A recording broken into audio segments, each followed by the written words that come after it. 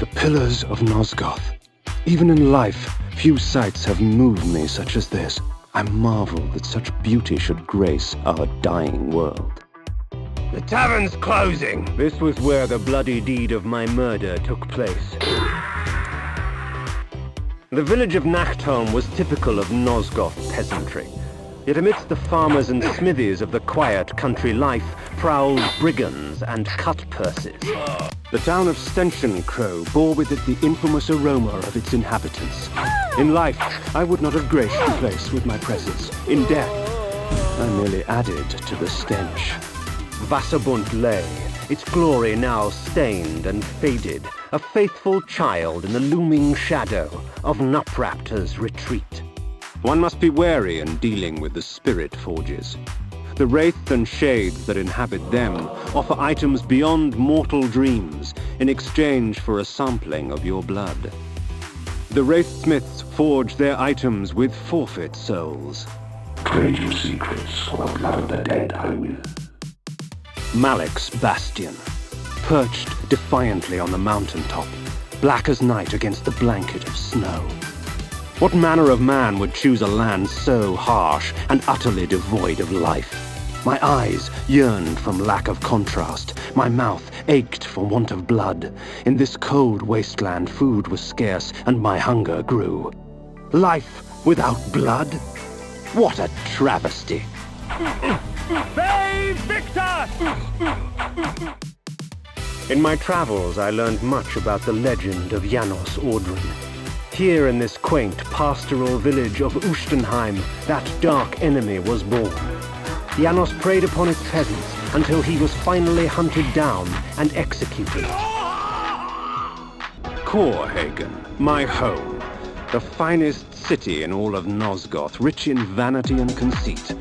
Death and disease stalked these streets. Bodies lay, most in the very spots in which fate had taken them. A perfect homecoming. On the face of these cliffs, hidden amongst the complex network of caves, the underground sanctity of the wise Oracle of Nosgoth lay sleeping. A nobleman, seeking wisdom.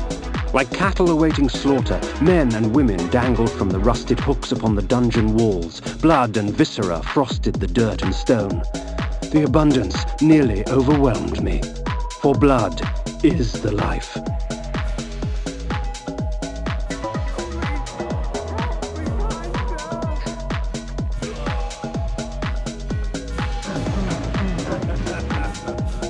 If it could be said that a land descended into madness, it would be an accurate account of Dark Eden. A garden of horrors, seeded with sick perversion of nature's design. I passed through the wall unharmed. It seemed the magic only preyed on things that were alive and pure. Or perhaps it simply decided that I was twisted enough.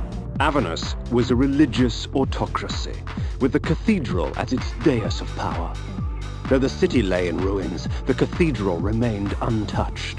The demons knew better than to bite the hand that feeds them. Willendorf, proud defender of the realm with its warrior elite and mighty ruler, King Ottmar.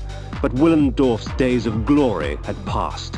The great library of Willendorf, filled with dull tomes of trite accounts by pompous historians about matters that couldn't possibly be of interest to anyone but themselves.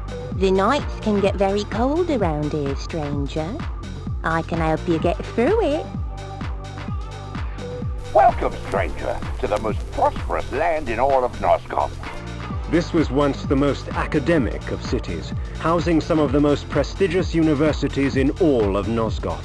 Aye, our king is kind and fair. What fortunate citizens are we? While I would not weep over lost tomes, I detested the sight of scars left upon the world at the hands of the Nemesis. I sated my thirst on warriors of horde and hope alike, the dying relinquishing their final moments to give me strength. The stronghold of William the Just. 'Twas time for me to pay a visit to he who would become the Nemesis and force Nosgoth on its knees. There was some sort of gathering to the south, for with each cheer I smelled an outpour of blood.